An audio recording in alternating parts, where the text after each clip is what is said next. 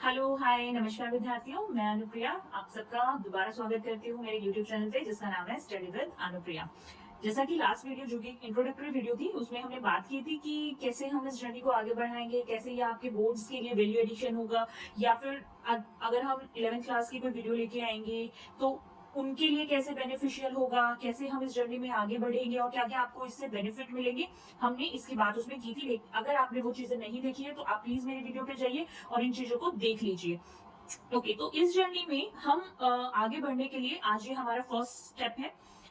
आज का जो टॉपिक है वो 12th क्लास से लिया गया है। 12th क्लास की मैक्रो इकोनॉमिक्स से हमने टॉपिक लिया है जिसका नाम है मनी। ओके, किसी भी टॉपिक को प्रिपेयर करने के लिए या किसी भी सब्जेक्ट को प्रिपेयर करने के लिए एक एक तरीका होता है, एक आइडल तरीका होता है, जो होता है कि सबसे पहले आप ऑफिशियल साइट पे जाके उसका सिलेबस चेक कीजिए। और जब आप एक बार सिलेबस चेक कर चुके हैं तो उस सिलेबस को देखने के बाद आप देखिए कि उस सिलेबस के पॉइंटर से पीवाईक्यू प्रीवियस ईयर में कैसे क्वेश्चंस पूछे गए हैं। उसके बाद आप अपने प्रिपरेशन स्टार्ट कीजिए और देखिए कि जो कॉन्सेप्ट आपने सीखे हैं, जो कंटेंट आपने सीखा है, क्या वो फिट हो पा रहा है आपके जो आपके पीवाईक्यूज में, या फिर आप उनकी अलग से भी प्रैक्टिस कीजिए।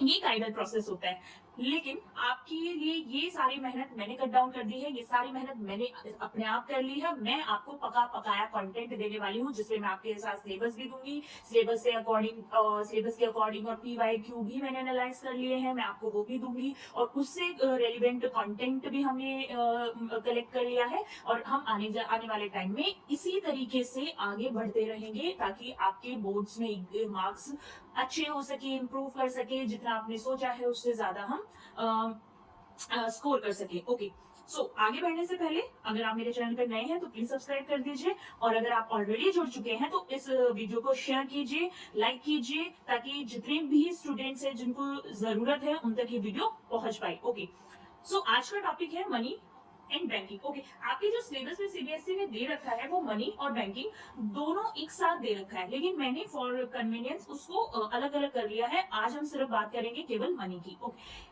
Money and banking collectively 6 marks की वेटेज रखता है आपके पूरे बोर्ड में। Okay, this is 6%, pretty good amount. So जब अगर मैं सिलेबस की बात करूं तो सिलेबस में क्या है, सिलेबस में है सबसे पहला जो टॉपिक है वो है मनी का meaning and function. Second topic है supply of money. Supply of money में हमको क्या पढ़ना है, currency held by public and net demand deposit held by commercial bank. And second जो टॉपिक है उसको वो है money creation by the commercial banking system. Okay, so पहले जो 3 लाइन है वो इंट्रोडक्टरी है मनी को लेके, एंड सेकंड जो है वो थोड़ा सा एडवांस लेवल हो जाती है। आज की वीडियो में हम ये जो ऊपर वाले टॉपिक्स है जिसमें हम meaning, function, supply of money के बारे में हम बात करेंगे। ओके, सो हमने डिकोड कर लिया है सिलेबस, हमें पता है हमको क्या क्या पढ़ना है। तो फर्स्ट थिंग जो हम पढ़ने वाले that is meaning of money. Okay, आगे बढ़ने से पहले आप जुड़ जाइए मेरे चैनल के साथ, लाइक कर दीजिए, सब्सक्राइब कर दीजिए। सो मनी हमारी लाइफ का एक बहुत इंपॉर्टेंट पॉइंट है, बहुत इंपॉर्टेंट चीज है। क्यों? क्योंकि हमको कोई भी चीज लेनी है, खरीदनी है, कोई भी गुड खरीदना है, कोई भी सर्विसेज खरीदनी है तो हमको पैसा चाहिए और इसी को कमाने के लिए हम रेस में दौड़ते रहते हैं। That is true. ओके, अब हम अगर बात करें मीनिंग की और अगर हम इसके यूटिलिटी की बात करें अपनी डेली टू डेली लाइफ में तो हम इसके मीनिंग से भी कनेक्ट कर पाएंगे। फॉर एग्जाम्पल, जैसा मैंने बात किया कि पैसे की जरूरत हमको किसी भी तरीके का गुड और सर्विस खरीदने के लिए पड़ती ही पड़ती है। यही मीनिंग होता है मनी का, कि मनी एक ऐसा मीडियम है जिसके थ्रू आप गुड और सर्विसेज को एक्सचेंज करते हैं, है ना। तो मनी, आप कोई भी गुड सर्विस खरीदेंगे आप उसके रिटर्न में मनी दे देंगे, तो ये एक क्या काम कर रहा है, ये एक मीडियम ऑफ एक्सचेंज का काम कर रहा है। और यही इसकी डेफिनेशन भी है कि कोई भी चीज जो मीडियम ऑफ एक्सचेंज के लिए काम आ रहा है, जो पीपल एक्सेप्ट कर रहे हैं for good and services, that's called money. देख लेते हैं, एनी आइटम और मीडियम ऑफ एक्सचेंज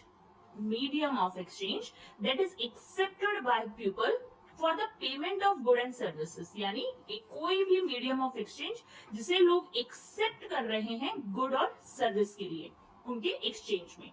जैसा कि एज आई प्रोमिस्ड कि मैं हिंदी मीडियम में भी कराऊंगी, तो हिंदी मीडियम में अगर हिंदी में देखा जाए तो एक वस्तु जो विनिमय के माध्यम के रूप में सामान्य रूप से स्वीकार की जाती है, यानी आप मार्केट में जा रहे हैं या आपको किसी से गुड और सर्विसेज चाहिए, तो आप उनसे गुड और सर्विसेज ले लीजिए और बदले में आप उनको पैसे दे दीजिए। सिंपल मनी यही होता है।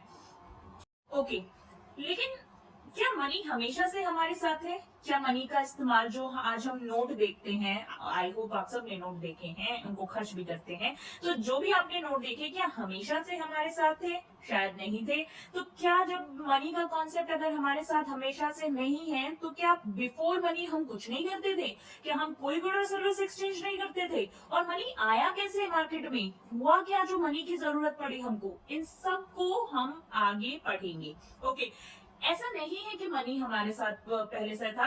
अगर आप लोग में से कोई ये सोचता है कि मनी हमेशा से ही है, जब से पहले से दुनिया चल रही है तब से पैसा है, तो बेटे आप बहुत ज्यादा गलत है, क्योंकि मनी हमेशा से नहीं था। मनी जो आज हम करेंसी इस्तेमाल करते हैं वो हमेशा से नहीं थी, वो अभी आई है। लेकिन क्या उससे पहले हम गुड और सर्विसेज एक्सचेंज नहीं करते थे? अरे ना ना ना बेटे, हड़प्पा सभ्यता के टाइम से हम गुड्स और सर्विसेज एक्सचेंज कर रहे हैं, अपने आसपास भी और विदेशों से भी। तो तब हम कैसे करते थे? ओके, उसके बारे में अभी हम जान लेते हैं।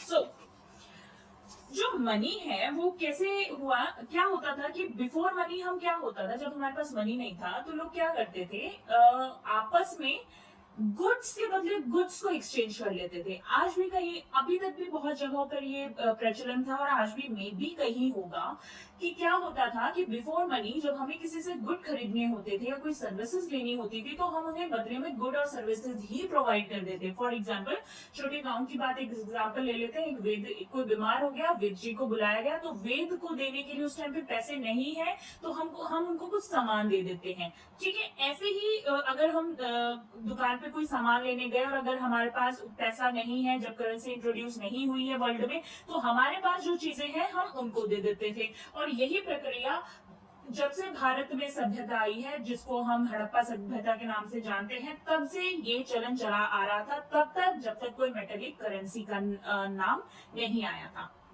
तो बार्टर सिस्टम, इसको हम कहते हैं बार्टर सिस्टम। अगर हम दोबारा से समरी करें तो barter system is a system where we exchange goods in for the goods, यानी कोई गुड्स खरीदने के लिए हम गुड्स का ही एक्सचेंज करते हैं। हिंदी में इसको कहते हैं वस्तु विनिमय की प्रणाली, जिसमें हम गुड्स के बदले गुड्स लेते हैं। आई होप आप लोगों को बार्टर सिस्टम क्लियर है। सो कैसे मनी आया? ओके, बार्टर सिस्टम चल तो रहा था, तो मनी कहाँ से आया? क्या एवोल्यूशन क्या हुआ मनी का? तो उसके लिए हम एक बार एक छोटा सा डायग्राम देख लेते हैं, जिसमें हम पहले देखते हैं कि सबसे पहले बार्टर सिस्टम होता था, वस्तु विनिमय की प्रणाली होती थी। उसके बाद जस्ट बिकॉज इसमें कुछ कमी रही होगी, क्योंकि किसी भी चीज को चेंज कब किया जाता है? जो वो हमें दुखी करता है, परेशान करता है, और कोई भी चीज या कोई भी इंसान परेशान दुखी तब करेगा जब उसमें कुछ कमियां होंगी। तो बार्टर सिस्टम में कुछ कमियां थी, उन कमियों के बारे में हम आगे बात करेंगे। तो बार्टर सिस्टम में कुछ कमियां थी, जिसकी वजह से हमें इसको चेंज करके मेटेलिक करेंसी लेके आना पड़ा। मेटेलिक करेंसी आया, पंच मार्क्ड कॉइन। हमारे इंडियन में कहा जाता है कि ओल्डेस्ट कॉइन है, करेंसी कॉइन है, जिसको पंच मार्क्ड करेंसी कहा जाता है, जो कि महाजनपद के टाइम पे है। ये एक हिस्ट्री का पॉइंट है, इसको हम डिस्कस नहीं कर रहे, लेकिन बहुत साल पहले एक पंच मार्क्ड कॉइन करके एक कॉइन आया था, जो सबसे पहले मेटेलिक करेंसी बनाई गई थी। मेटेलिक करेंसी से क्या मतलब है? सोने के सिक्के, कॉपर के सिक्के, चांदी के सिक्के, ये सब कहाँ पर आता है? मेटेलिक करेंसी के लिए। अगेन इसमें कुछ डिफॉल्ट रहा होगा, अगेन इसने हमें कुछ परेशान किया होगा। तो जब इसने हमें परेशान किया, तो for our convenience we invented paper money, यानी आज के टाइम पे जो आप नोट देखते हैं उसको हम पेपर मनी के नाम से जानते हैं, that is paper money. Okay, अब जस्ट बिकॉज हमारे बहुत ज्यादा आगे बढ़ चुके हैं, नेट की दुनिया में बहुत ज्यादा ही आगे बढ़ चुके हैं, तभी आप मुझे भी देख पा रहे हैं। यहाँ पर हमने इंट्रोड्यूस किया ई मनी। ई मनी क्या होता है? जो आप अपने फोन के जरिए इधर से उधर आप ट्रांसफर कर सकते हैं, यूज कर सकते हैं, that is E money. Okay, अगर हिंदी में देखें तो पहले वस्तु विनिमय की प्रणाली थी, उसके बाद हमें धात्विक मुद्रा की प्रणाली को लेके आए, यानी धातु से बनी कुछ मुद्राएं आई, उसके बाद कागजी मुद्रा, और उसके बाद ई मुद्रा। लेकिन कुछ तो कमी थी सब में। हमको जो सबसे ज्यादा बात करनी है, हमको वो बात करनी है बार्टर सिस्टम की। ओके, अगर हमको ये डायग्राम बिल्कुल क्लियर है तो हम आगे बढ़ते हैं। मैंने बोला कि हर स्टेज पे कुछ ना कुछ कमी हुई होगी, तभी हम नेक्स्ट स्टेज पे गए हैं, नेक्स्ट स्टेप पे गए हैं। तो हमको आपके सिलेबस के अकॉर्डिंग केवल एक ही चीज की कमी के बारे में बात करना है, that is barter system, that is वस्तु विनिमय प्रणाली की कुछ कमियों के बारे में। ओके, जैसा कि मैंने मतलब बताया आपको बार्टर सिस्टम का। बार्टर सिस्टम का क्या मतलब होता है? जब आप किसी से कोई गुड और सर्विसेज खरीदते हैं और उसके बदले आप उसे गुड और सर्विसेज ही देते हैं, तो क्या इसमें कोई प्रॉब्लम होगी या नहीं होगी? ऑफ कोर्स होगी। कैसे प्रॉब्लम होगी उसको हम समझ लेते हैं। अगर मेरे पास 1 किलो सेब है, मेरे को मार्केट में जाके जूते चाहिए, ठीक है भैया, मैं जाती हूँ दुकान पे, दर बदर जाती हूँ, भैया जूते दे दो। वो कहता है मैडम ठीक है जूते तो दे दूंगा, लेकिन बदले में 1 किलो गेहूं लूंगा। लेकिन मैं कहती हूँ नहीं भैया गेहूं तो नहीं है, सेब है मेरे पास, आप ले लो। वो कहेंगे नहीं नहीं नहीं ऐसे कैसे ले ले, मेरे को जब आपको जूते की जरूरत है मैं जूता दे रहा हूँ, लेकिन मेरे को गेहूं की जरूरत है तो आप भी तो गेहूं दो। तो इसका मतलब मेरा और उसका इंटरेस्ट तो मैच नहीं हो पाया। मुझे जूते चाहिए जो उसके पास है, ठीक है, लेकिन उसे गेहूं चाहिए, मेरे पास तो सेब है ना, मेरे पास तो गेहूं नहीं है, तो मैं तो उसे चीजें नहीं खरीद पाऊंगी। यानी हमारे पास दोनों की आवश्यकताएं सेम नहीं हुई। चलो ठीक है, ये भी हुई। मैं दूसरी दुकान पे गई, मैं दूसरी दुकान पे जाके बोलती हूँ भैया मेरे को जूते दे दो। वो कहेगा ठीक है ले लो। मैं कहूंगी लेकिन मेरे पास सेब है, मैं आपको बदले में सिर्फ सेब दे पाऊंगी। बोले ठीक है मैडम सेब दे देना। उन्होंने मेरे से सेब ले लिए, मैंने उनसे जूते ले लिए। लेकिन जूते तो मुझे भैया नाइकी के जूते हैं या बढ़िया से जूते हैं, वो तो जूते महंगे हैं, लेकिन मेरे जो सेब हैं वो शायद 100 रुपए किलो है या ज्यादा से ज्यादा 200 रुपए किलो है। तो क्या सेम वैल्यू हो गई? क्या मैंने उनको उतना ही वैल्यू दे पाई कि जितने उनके जूते के हैं? दे पाई? नहीं दे पाई। अब कॉमन नहीं हुआ हम दोनों के बीच, हमारी जो वैल्यूज हैं वो कॉमन नहीं हुई, ठीक है। अब ठीक है चलो फिर भी मैंने रख लिया, अब ले लिया, जैसे तैसे हो गया। उन्होंने जो सेब लिया, तो क्या वो सालों साल उनके पास चलेंगे? क्या 2 महीने चलेंगे? क्या 2 साल चलेंगे? मैं कहूंगी शायद 2 हफ्ते भी ठीक से ना चले, सड़ जाएंगे, बेकार हो जाएंगे। तो वो तो स्टोर करके भी नहीं रख सकते उनको। तो ये सारी कमियां हुई जो बार्टर सिस्टम में हमने इस एग्जाम्पल से समझी। तो ये थी बार्टर सिस्टम की कुछ कमियां। अब इनको हम फॉर्मली देख लेते हैं, फॉर्मली कोट कर लेते हैं। जैसे फर्स्ट जो लिमिटेशन होती है वो होती है डबल कोइंसिडेंस ऑफ वांट, आवश्यकताओं का दोहरा संयोग। इसका मतलब क्या हुआ कि जैसे पहले वाले सेलर के पास जब मैं गई और मेरे पास मुझे जूते चाहिए थे, लेकिन उनको गेहूं चाहिए थे, उन्हें सेब नहीं चाहिए थे। तो हम दोनों की वॉन्ट्स क्या है, वो पैरेलल, वो इंक्लाइन नहीं हो पाई, वो जुड़ नहीं पाई, जिसकी वजह से हमारा जो ट्रांजेक्शन हो सकता था एक्सचेंज ऑफ गुड्स का वो नहीं हुआ। तो ये सबसे पहली कमी है। दूसरी है कॉमन यूनिट ऑफ वैल्यू। अब मैंने क्या बोला, जूते तो महंगे हो सकते हैं, लेकिन मेरे तो सेब इतने महंगे नहीं थे। तो यानी हमारे पास एक कहते हैं इक्वल, एक कॉमन यूनिट नहीं बनी, वैल्यू को हम कॉमनली मेजर नहीं कर पाए, ये भी एक कमी थी। तो जो सेकंड कमी है वो है lake of a common unit of value, मूल्य की एक सामान्य इकाई का अभाव।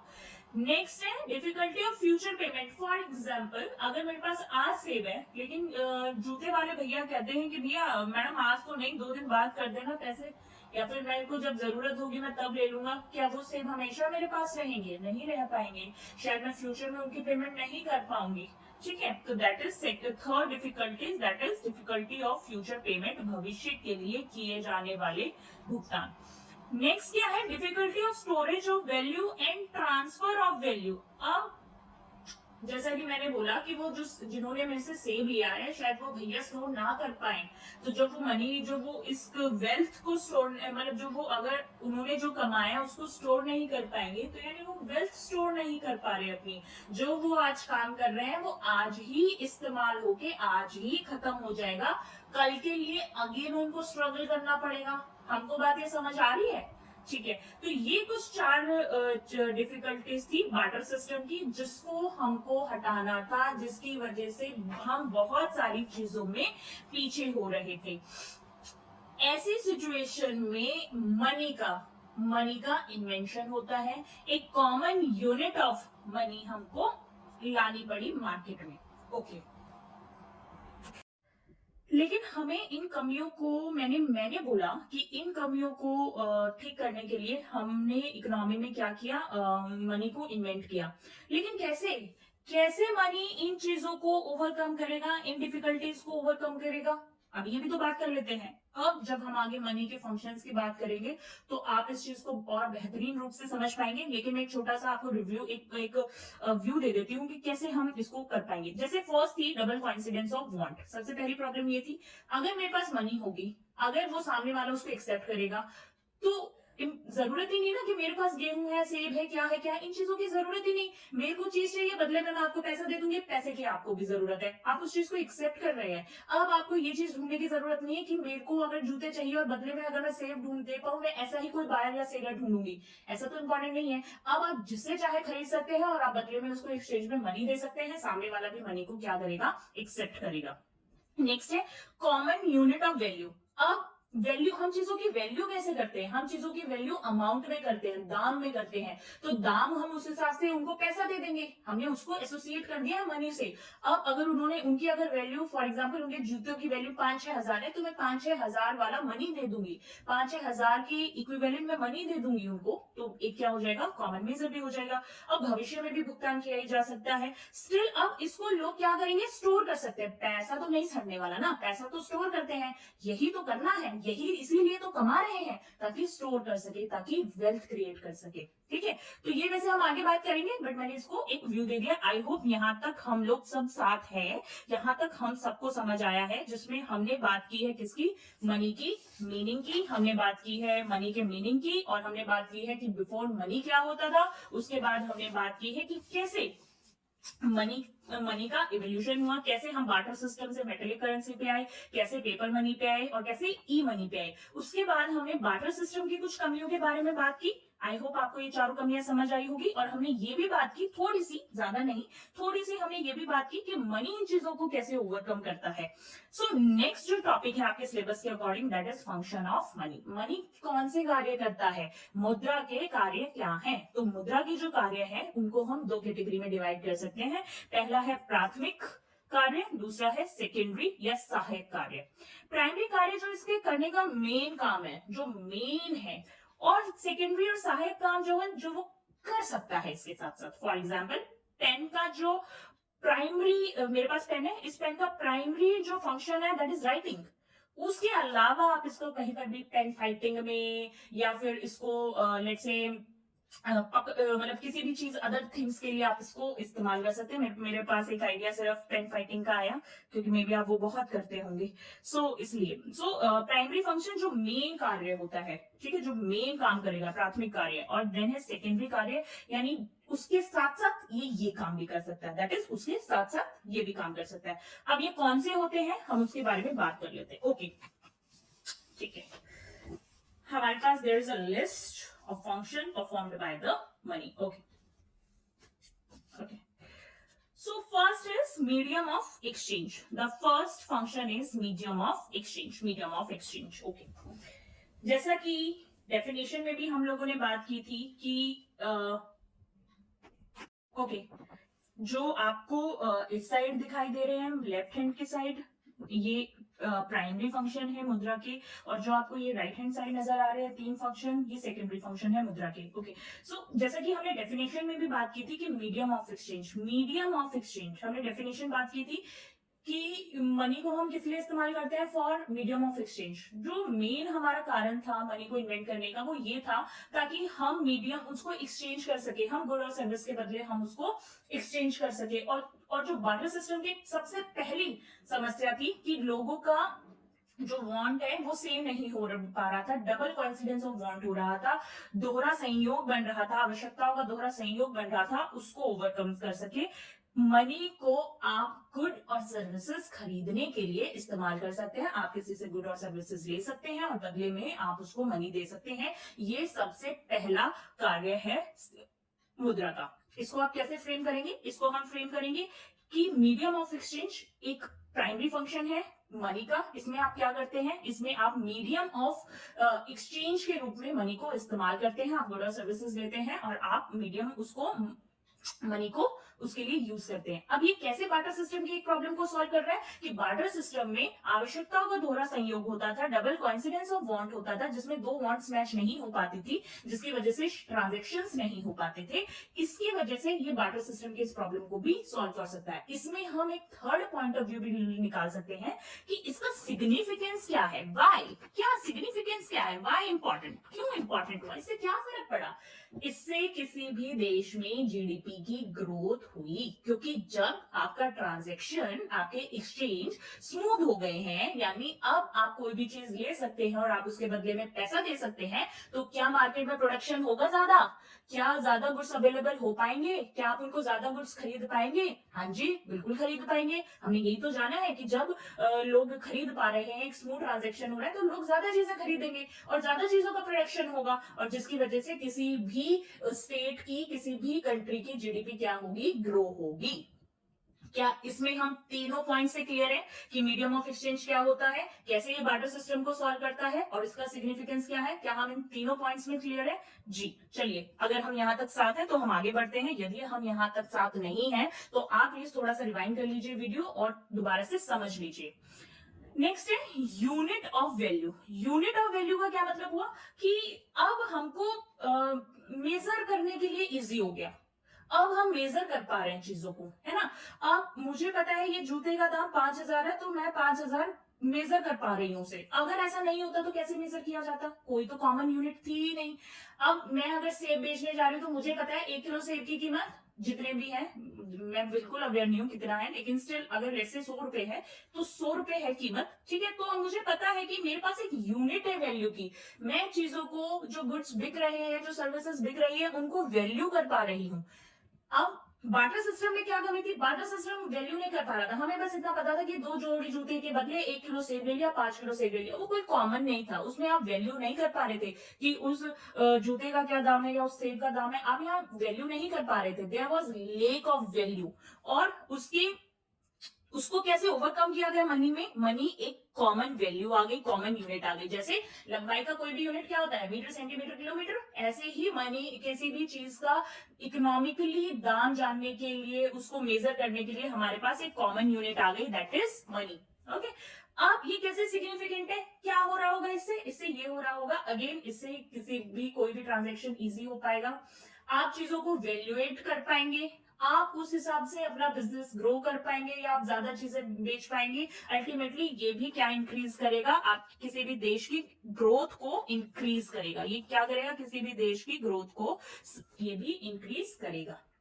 क्या हम मुद्रा के दोनों जो प्राथमिक कार्य हैं, प्राइमरी फंक्शंस हैं, उनके लिए उनके बारे में क्लियर है हम कि वो दोनों फंक्शन क्या होते हैं, कैसे वो बार्टर सिस्टम को सॉल्व करते हैं और कैसे क्या उनका सिग्निफिकेंट है एक इकोनॉमी में, ठीक है। अब हम ओके, सो नेक्स्ट सेकेंडरी, जो अब पहला सेकेंडरी फंक्शन है, that is standard of deferred payments, स्थगित भुगतानों का मान। यानी अब क्या होगा, money allows you to borrow and lend, क्योंकि अब आप फ्यूचर डेट, डेफर्ड पेमेंट्स क्या होता है, फ्यूचर में पेमेंट करना।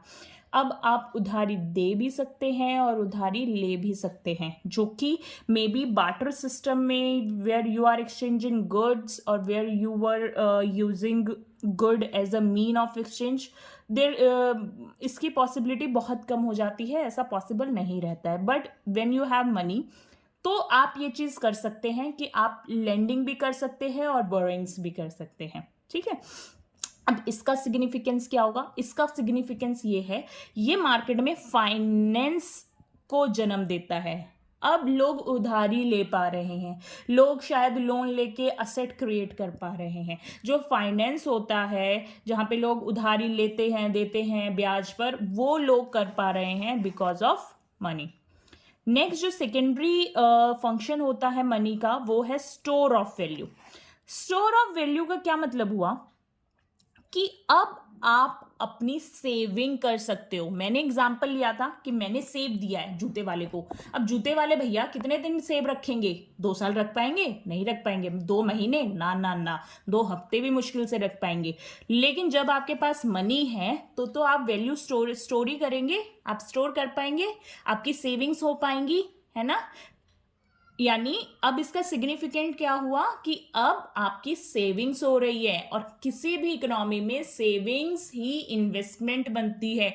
कैसे बनती है आगे बात करेंगे, परेशान होने की दिक्कत नहीं है कि ये क्या बोल दिया, ऐसा मत सोचना, आगे हम इसकी बात करेंगे कि अब आप वैल्यू को स्टोर भी कर सकते हैं, और इन्वेस्टमेंट तो चलो छोड़ते हैं, आप अपने फ्यूचर के लिए भी इन वैल्यूज को स्टोर कर सकते हैं। नेक्स्ट क्या है, transfer of value. Now you can transfer the money, now you can transfer the value. अब आपको अगर किसी ने सेब ले लिए, अब वो सेब कैसे ही तो ट्रांसफर होंगे, कहाँ ही तो ट्रांसफर होंगे, कम ज्यादा से ज्यादा 2 घर छोड़ के ट्रांसफर हो जाएंगे, 2 गली छोड़ के ट्रांसफर हो जाएंगे। तो क्या 2 शहर छोड़ के आप ट्रांसफर करने जाएंगे, शायद सड़ जाएं। क्या 2 देश छोड़ के ट्रांसफर करने जाएंगे, आप नहीं कर पाएंगे। अब जस्ट बिकॉज मनी आ गया है, उसकी वजह से आप क्या करेंगे, एक अकाउंट से दूसरे अकाउंट में, या एक शहर से दूसरे शहर में, या एक देश से दूसरे देश की तरफ आप क्या कर पाएंगे, मूल्य को स्थानांतरण कर पाएंगे, यानी वैल्यू को आप ट्रांसफर कर पाएंगे। इसका सिग्निफिकेंस क्या हुआ, इसका सिग्निफिकेंस है ग्लोबलाइजेशन। ग्लोबलाइजेशन, अब ग्लोबलाइजेशन में क्या हो रहा है, अमेरिका में बैठा बिजनेसमैन यहाँ इंडिया से गुड्स खरीद रहे हैं, इंडिया में बैठे लोग अमेरिका से गुड्स खरीद रहे हैं। अब अगर सेब को ही ट्रांसफर करते रहते तो करते ही रह जाते, फिर नहीं होता ग्लोबल। अब क्या हो रहा है, अब जस्ट बिकॉज हमारे पास मनी है, हम इजिली मनी को ट्रांसफर कर सकते हैं। तो क्या हम मनी के इन तीनों सेकेंडरी कार्य को लेके क्लियर है कि ये क्या होते हैं, क्या इनका कैसे बार्टर सिस्टम की इन्होंने प्रॉब्लम सॉल्व की है, और कैसे ये इकोनॉमी में सिग्निफिकेंट होते हैं। दोबारा एक बार समरी कर लेते हैं कि स्टैंडर्ड डेफर्ड ऑफ पेमेंट वो होता है जब आपको कोई पेमेंट फ्यूचर डेट पे करनी हो, गुड्स के साथ ये पॉसिबल नहीं होगा। और जब आपके पास इकोनॉमी में ये पॉसिबिलिटी है, अपॉर्चुनिटी है कि आप फ्यूचर में पेमेंट कर पाए, तो ये क्या करेगा, ये फाइनेंस मार्केट को जन्म देगा कि अब आप चीजें लेंड कर सकते हैं, आप पैसा लेंड कर सकते हैं, बोरो कर सकते हैं। नेक्स्ट हमने बात की store of value. Store of value का मतलब क्या है, now you can store your money, now you can create wealth, now you can store the wealth. आप ये सब कर सकते हैं। बार्टर सिस्टम में पॉसिबल नहीं था, why, because goods can be spoiled after some time, वो खराब हो जाएंगे, तो आप क्या करेंगे, तो आप उनको स्टोर नहीं कर पाएंगे। और जब मनी आया और money allows us to store as a value, जब मनी ने सेविंग्स को अलाउ किया, तो क्या हुआ, मार्केट में सेविंग्स लोगों की बढ़ी, खाते खुले, बैंकिंग सिस्टम आया, और जैसे सेविंग्स बढ़ी इन्वेस्टमेंट बढ़ेगी, या फिर आप अपने फ्यूचर के लिए भी अपनी इन सेविंग्स का इस्तेमाल कर सकते हैं। थर्ड, अब आप वैल्यू को ट्रांसफर कर सकते हैं। पहले आप वैल्यू को नहीं ट्रांसफर कर सकते थे, कहां तक जूते सेब ढोएंगे, वो आप नहीं कर सकते थे। अब आप क्या कर सकते हैं कि अपनी वैल्यू को ट्रांसफर कर सकते हैं, एक शहर से दूसरी शहर की ओर, एक देश से दूसरे देश की ओर, जिसने किसको जन्म दिया, ग्लोबलाइजेशन को जन्म दिया। और ग्लोबलाइजेशन इसलिए ही पॉसिबल हो पाया। क्या हम यहां तक सब साथ हैं? जी बिल्कुल साथ हैं। तो हम आगे बढ़ते हैं। हमारे सिलेबस का अगला टॉपिक था supply of money. Okay, supply of money. Supply of money का क्या मतलब है? सप्लाई ऑफ मनी, सबसे पहले एक स्टॉक है, स्टॉक कॉन्सेप्ट है, ये याद रखिए। एमसीक्यू पूछ लेता है कि मनी, सप्लाई ऑफ मनी क्या है, फ्लो है या स्टॉक है। अब फ्लो और स्टॉक क्या होता है वो अगर आपको नहीं पता है तो कमेंट सेक्शन में डाल दीजिएगा, मैं बना दूंगी वीडियो। लेकिन अभी के लिए इतना समझ लीजिए कि एक जो मनी और सप्लाई ऑफ मनी है वो एक स्टॉक कॉन्सेप्ट है। अब सप्लाई ऑफ मनी है क्या? तो supply of money, the total volume of money held by the public at a particular point in a time. यानी एक, अगर हिंदी में पढ़े तो इससे अभिप्राय एक निश्चित समय पर देश में लोगों के पास कुल मुद्रा के स्टॉक से है। इसका क्या मतलब हुआ कि एक टाइम पर, फॉर एग्जाम्पल अभी के टाइम पे पूरे देश में जो लोग हैं उनके पास जितना पैसा है उनको आप किस में डालेंगे? सप्लाई ऑफ मनी में डालेंगे। That is supply of money, जिसमें आप क्या देख सकते हैं कि एट अ टाइम, यानी एक टाइम पर, पॉइंट इन अ टाइम, जो मनी हेल्ड है, held by the public, public के पास जो मनी है आप उसको क्या कहेंगे? Supply of money. English Hindi में बोले तो निश्चित समय पर देश में लोगों के पास कुल मुद्रा के स्टॉक को क्या कहा जाता है? सप्लाई ऑफ मनी कहा जाता है। ये कौन सा कॉन्सेप्ट है? ये एक स्टॉक का कॉन्सेप्ट है। ये दोबारा एक लाइन में इसको समझे कि एक समय पर, एक समय बिंदु पर, एक point of time, point in a time, कितना पैसा है देश के लोगों के पास, यानी किसी भी इकोनॉमी के पास, यानी पब्लिक के पास कितना पैसा है उनके पास, हम उसको इंक्लूड करेंगे सप्लाई ऑफ मनी में, मुद्रा की पूर्ति में। क्या नहीं इंक्लूड करेंगे वो इंपॉर्टेंट है। इंक्लूड नहीं करेंगे वो पैसा जो कि सप्लायर ऑफ मनी के पास है। क्या इंक्लूड नहीं करेंगे हम वो पैसा जो सप्लायर ऑफ मनी के पास है। अब मनी के सप्लायर कौन होते हैं एक इकोनॉमी में? तो वो होता है आरबीआई, किसी भी देश का सेंट्रल बैंक, हमारे देश का central bank reserve bank of India, और गवर्नमेंट, उस देश की गवर्नमेंट। तो किसी भी देश का सेंट्रल बैंक और उस देश की गवर्नमेंट जो मनी को सप्लाई करते हैं, उनके पास पैसे को हम नहीं काउंट करेंगे। हम उनके पास काउंट करेंगे मनी को जो यूज करेंगे उसको अपने कंजप्शन के लिए। ठीक है, हम उनके पास के मनी को काउंट करेंगे। हम उनके पास के मनी को काउंट नहीं करेंगे जो खुद सप्लायर हैं, जो खुद पूर्ति कर रहे हैं इकोनॉमी में पैसे की। ठीक है, मनी की जो पूर्ति कर रहे हैं एक इकोनॉमी में, जो कि हमारे किसी भी देश का सेंट्रल बैंक है, हमारे देश का RBI reserve bank of India है, और उस देश की गवर्नमेंट है, वो यानी हमारे यहाँ गवर्नमेंट ऑफ इंडिया है। इनके पास जो कोई पैसा होगा उसको हम मुद्रा की पूर्ति यानी सप्लाई ऑफ मनी में काउंट नहीं करेंगे। क्या हम यहां तक क्लियर है? गुड। अब एक लास्ट टॉपिक है छोटा सा, that is measure of money supply. अब मनी सप्लाई को कैसे काउंट करें? कैसे, क्या हर घर में नॉक नॉक करें, कितने पैसे हैं बता दो? नहीं नहीं नहीं नहीं, ऐसा नहीं करेंगे। एक फॉर्मूला दे रखा है। अच्छा, बहुत होते हैं, लाइक M1 होता है, M2 होता है, M3 होता है, M4 होता है, लेकिन अभी आपके सिलेबस में केवल M1 की हम बात करेंगे। M1 ही इंपॉर्टेंट है तो हम सिर्फ M1 की ही बात करेंगे। M1 बराबर होता है C plus DD plus OD। घबराना नहीं, एक बार और देख लो। M1 एक फॉर्मूला है। अब ये क्यों आया, कैसे आया, उतना झंझट में अपन को नहीं पढ़ना, हमको बस इतना जानना है मेजर ऑफ मनी सप्लाई है, जिसमें M1 की हम बात करनी है। M1, M2, M3, M4 होते हैं, लेकिन हमको किसकी बात करनी है? केवल M1 की बात करनी है, क्योंकि आपके सिलेबस में केवल M1 की बातें हैं। अब M1 में क्या होता है? M1 में होता है C plus DD plus OD। अब ये होता क्या है? तो C होता है currency held by public, currency held by public,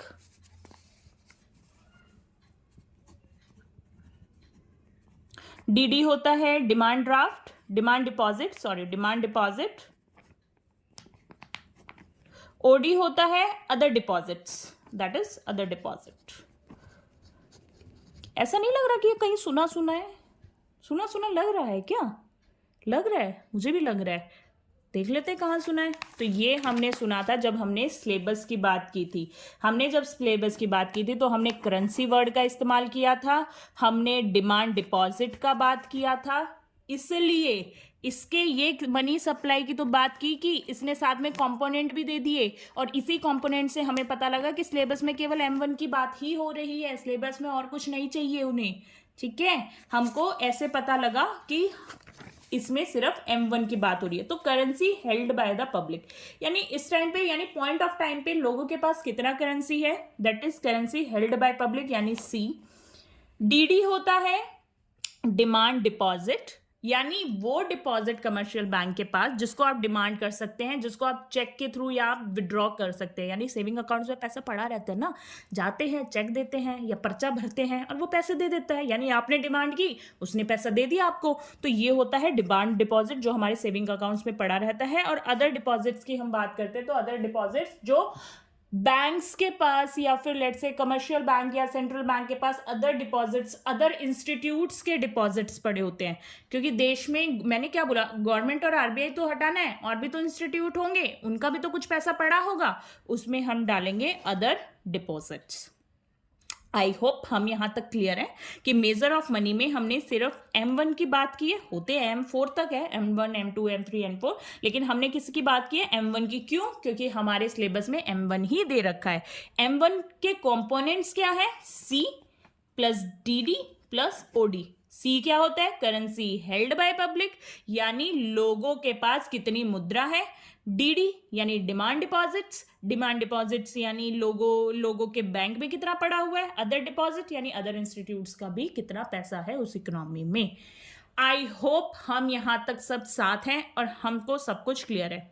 अगर आपको किसी भी पॉइंट में ये लगा है कि मैंने हिंदी थोड़ी कम इस्तेमाल की है, रीज़न बिहाइंड कि मैं एक इंग्लिश मीडियम बैकग्राउंड से हूँ, तो मैं नॉर्मल समझाने में इंग्लिश का इस्तेमाल करती हूँ, लेकिन आई होप ये हिंदी तो इतनी तो इंग्लिश हम हर कोई बोलता है, हर कोई समझ पाता है।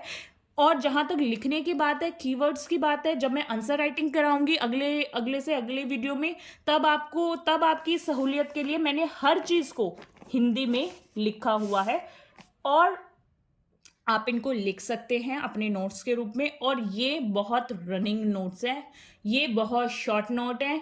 आपको सिर्फ इकोनॉमिक्स में नहीं, जो भी आपके थ्योरेटिकल या कोई भी आपका जो सब्जेक्ट है, आपको हर सब्जेक्ट को ऐसे ही डील करना है। लेकिन चलो उसके बारे में हम बात करेंगे। उससे पहले क्या आप यहाँ तक सब क्लियर है? क्या हमने जो भी पढ़ा क्या वो आपको क्लियर है? एक बार हम उसको समरी कर लेते हैं कि हमने क्या पढ़ा है। तो आज हमने बात की है मनी की। 12th क्लास के इकोनॉमिक्स में हमने बात की है मनी की, जो 6 नंबर, जो मनी और बैंकिंग कलेक्टिवली 6 नंबर का है, लेकिन हमने सिर्फ आज बात की है मनी की, जिसमें हमने मीनिंग को बात किया। मीनिंग क्या होता है एक मनी का? मनी एक ऐसा आइटम होता है जो कि मीडियम ऑफ एक्सचेंज होता है। कोई भी आइटम, कोई भी ऐसी चीज which use as medium of exchange and accepted by people for the payment of good and services, वस्तु का वो विनिमय के माध्यम के रूप में सामान्य रूप से स्वीकार की जाती है। देन हमने फंक्शंस पढ़े। फंक्शंस में हमने 2 फंक्शंस पढ़े, that is primary and secondary, प्राथमिक और सहायक कार्य। प्राथमिक में हमने 2 कार्य पढ़े, सहायक में हमने 3 कार्य पढ़े। 5 कार्य क्या होते हैं, कैसे वो बार्टर सिस्टम की बात करते हैं और कैसे वो बार्टर सिस्टम की कमियों को ओवरकम करते हैं और क्या उनका सिग्निफिकेंस है हमारी डेली लाइफ में। और उन्हीं के बीच में हमने एक बार्टर सिस्टम का भी कॉन्सेप्ट पढ़ा कि बार्टर सिस्टम क्या होता है, कि जब मनी नहीं थी तो क्या हम गुड और सर्विसेज नहीं लेते थे भाई। कैसे लेते थे? तो हम बार्टर सिस्टम से लेते थे। और कुछ हमने बार्टर सिस्टम की भी कमियां बात कर ली। ओके, नेक्स्ट है सप्लाई ऑफ मनी भी हमने पढ़ लिया। सप्लाई ऑफ मनी में हमने करेंसी हेल्ड बाय पब्लिक भी देख लिया और डिमांड डिपॉजिट भी देख लिया। ओवरऑल हमने आज का जो टारगेट लेके चले थे कि हमें मनी के इंट्रोडक्शन की हमें बात करनी थी, वो हमने बात कर ली। नेक्स्ट वीडियो में जब हम मिलेंगे तो उसमें हम बात करेंगे मनी क्रिएशन की। बहुत इजी टॉपिक है, आपको मजा आएगा समझ के। छोटा ही रहेगा, आई होप जो अभी हमने ये जो वीडियो इससे थोड़ा सा छोटा ही रहेगा। उससे नेक्स्ट वीडियो में हम इस चैप्टर से जितने भी क्वेश्चंस PYQ में पूछे गए हैं मनी से रिलेटेड, हम एक बार उनको देख लेंगे और तब हम आगे बढ़ेंगे। जैसा कि मैंने प्रॉमिस किया था कि मैं आपका कॉन्सेप्ट क्लियरेंस भी करूंगी विद एग्जाम्पल, मैंने करने की कोशिश की है। लेकिन अगर फिर भी कोई फीडबैक देना है, कुछ भी करना है, तो प्लीज़ आप कमेंट सेक्शन में लिख सकते हैं।